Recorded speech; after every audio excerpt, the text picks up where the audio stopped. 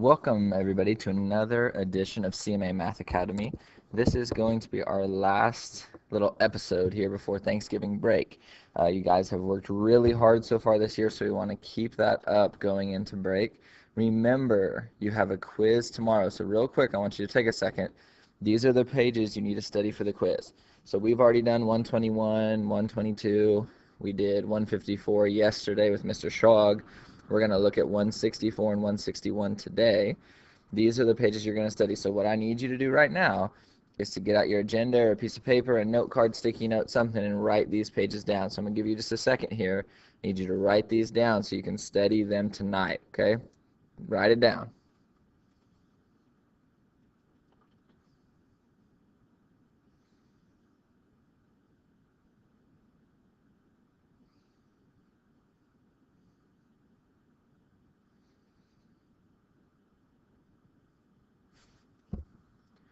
All right, so let's get started now that you have those pages written down. Let's talk about what we're going to learn today. So again, the final thing that we're going to have on the quiz is we're going to learn today how to convert equations into slope-intercept form. So we've only really talked about slope-intercept form, which is y equals mx plus b, but sometimes the equations aren't written like that, and we have to convert them into that form so we can use them. So why are we learning this? Because not all equations are written that way. We need to be able to convert them into a form that we're used to and that we can work with. So that's, again, we're learning this because they're not always going to be in slope-intercept form. We're going to have to work with other equations and get them into slope-intercept form. And how will you know if you've successfully learned it? If at the end of class today you're able to take an equation that's not in slope-intercept form and convert it into slope-intercept form, you will be good to go. Okay? So there will be a portion of the quiz tomorrow that talks about this. All right, so let's go ahead and get started. So I'm going to give you a second if you can meet me over on page 164 in your book. So I'm going to give you a second to get to 164.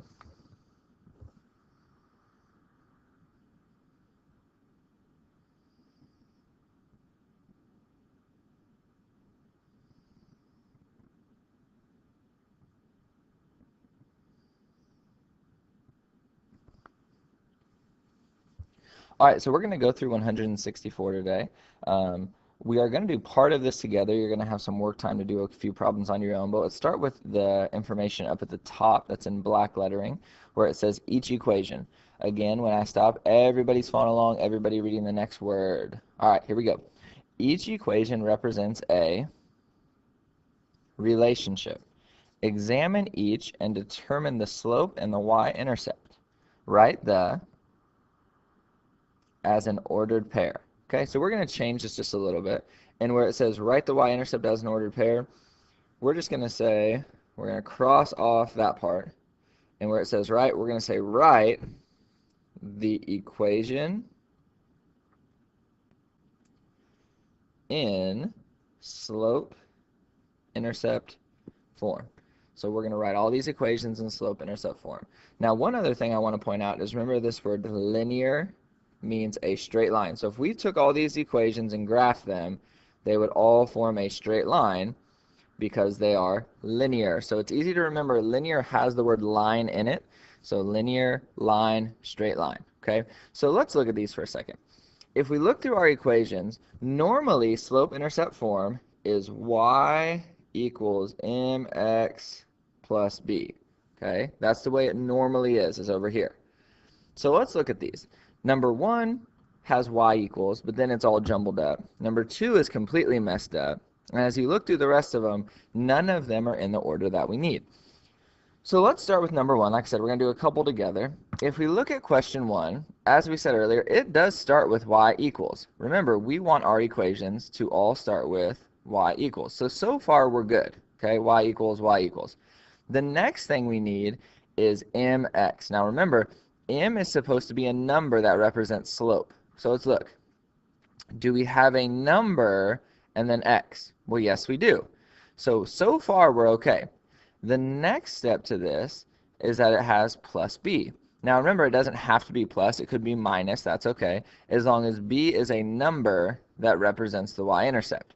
So we look over here, and it says minus 9. So far, this is okay. But we have this extra number we don't need. So we don't need plus 8x, because if we look, there's no extra x's over here on the end in slope-intercept form. So our job is to get rid of this plus 8x so that we'll have y equals mx plus b, or in our case, 3x minus 9. So let's talk about this. To get rid of the 8x, all we really have to do is combine like terms. So we need to combine our positive 8x with our other x value, which is 3x. Okay? So I like to split my equations. Just kind of helps me keep everything ordered. So the left side is already okay. The left side already says y equals. So we can just write that. But we need to combine 3x plus 8x. Now we know when we combine like terms, we just add like normal. 3 plus 8 is 11. So this is 11.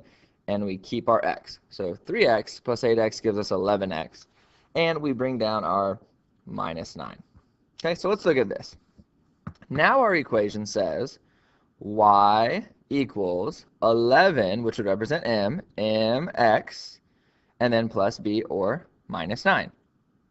So we're okay. So now our equation is in slope-intercept form. We can stop. So some of these are only 1 or 2 steps, really quick. Okay. Let's look at question 2. It's a little bit tougher.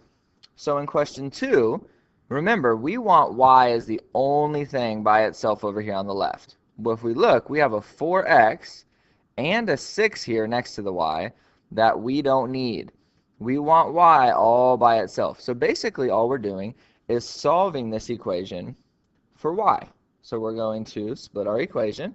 So we have a left and a right side, and we're going to do that. So remember, what we need to do is end up with this y all by itself. So that means the 4x has to go, and this plus 6 has to go. Both of them have to move to the other side, so that the only thing we have is our y. It does matter which we move first.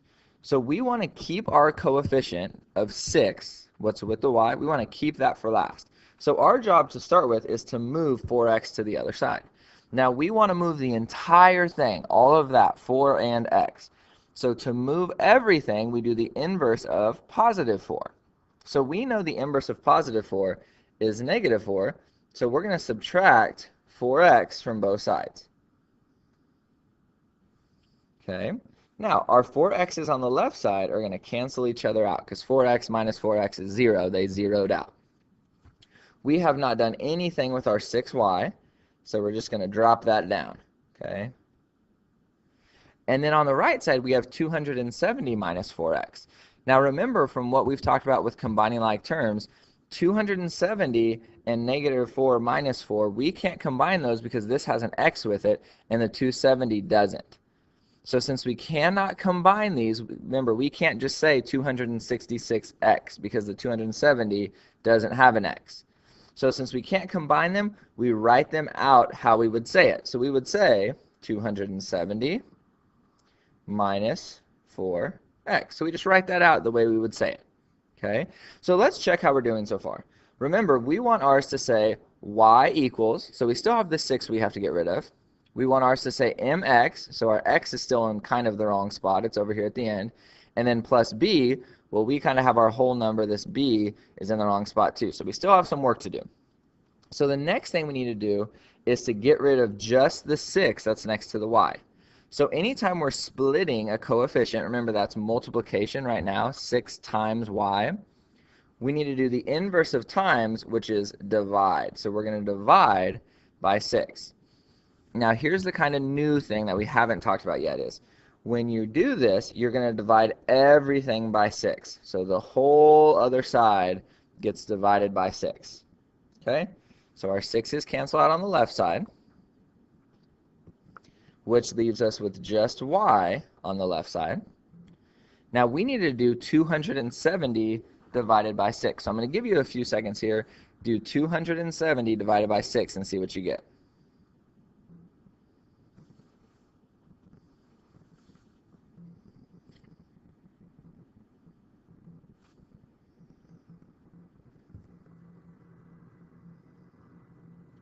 Okay, so on 3, we're going to say what we got for 270 divided by 6. Ready?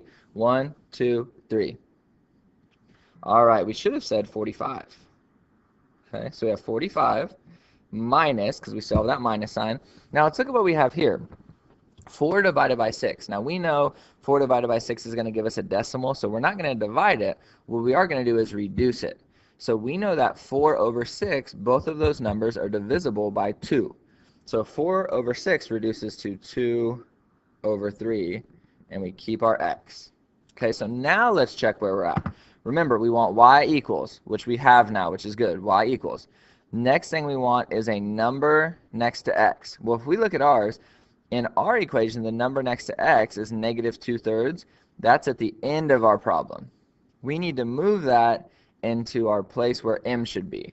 And we need 45 to move to the end where the y-intercept should be. So our very last step here is to switch these two values. Okay? Now when we switch values, everything goes with it. And what I mean by that is this 45 really has a positive sign in front of it because it's positive 45.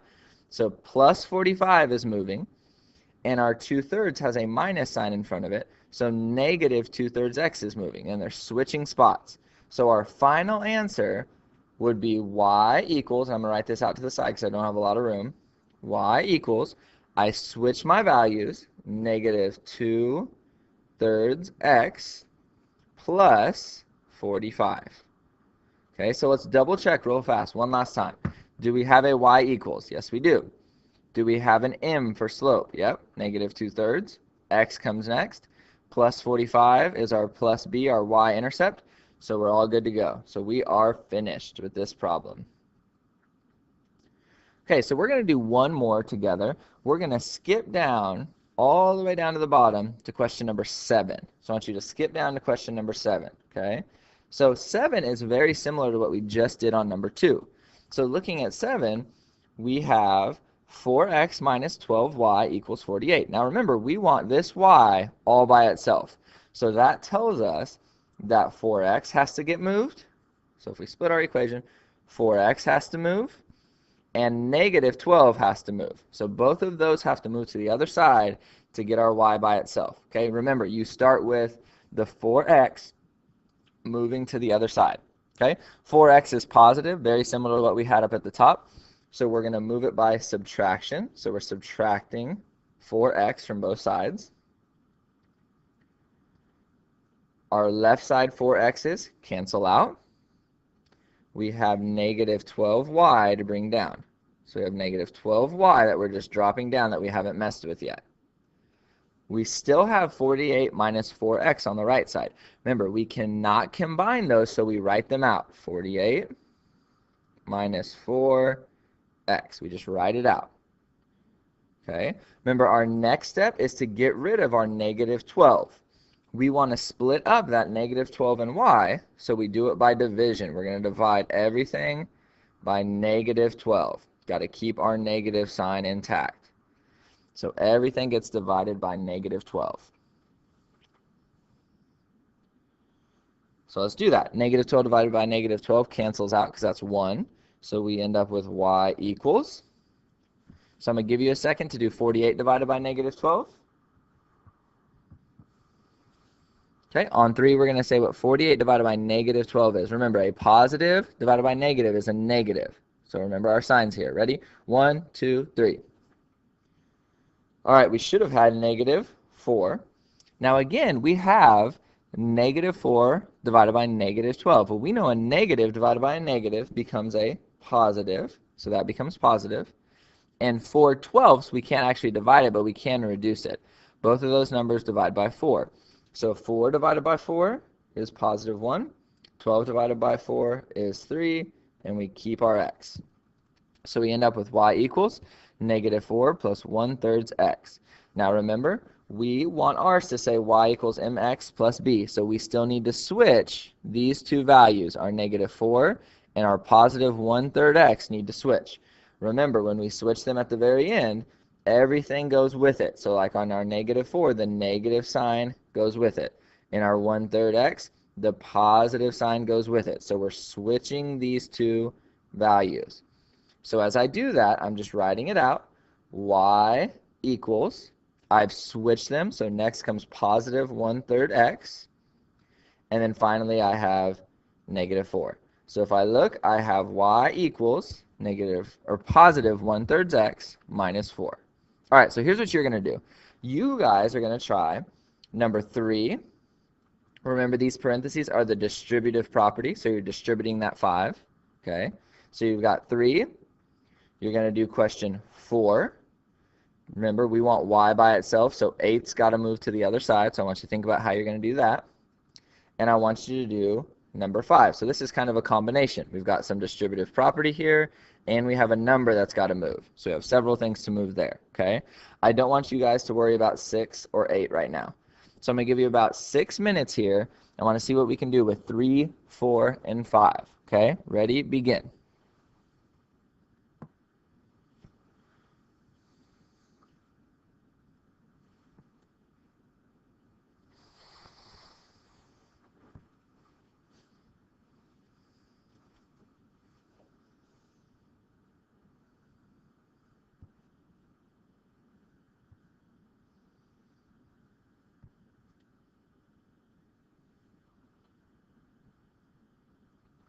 All right, so let's go over our answers real fast. So I'm going to give you a second. You can look up here. Number 3 should have been y equals 10x minus 45. Number 4 should have been y equals negative 3/4 x plus 3. And number 5 should have been y equals 6x minus 27. Okay, so we're going to get some more practice on this. I want you to flip over to page M2 161. So I'm going to meet you at M2 161.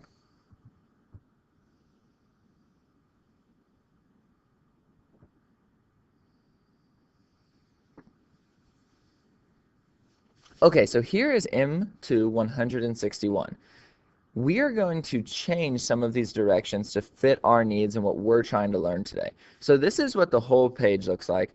I'm going to zoom in here so that we can get a little bit better look and you can see what I'm changing. Okay, so I'm going to go to the next slide. It's going to zoom it in. Here we go.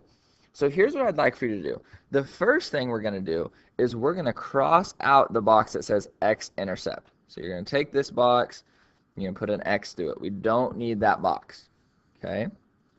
We do care about the y-intercept and the slope, and then we're going to add one more column over here. So we're just going to add one more column. So you're just adding this column just like I am. Okay, and this column is going to be our equation column.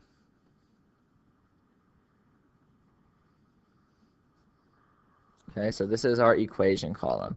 So your job now, this is going to be your work time, is you're not really worried at all about this bottom part, so we really don't even need these directions. We can cross these out, cross that out. You can use this space down here, though. So you have some space down here below. Use this as your workspace. Okay, so you're going to work down here.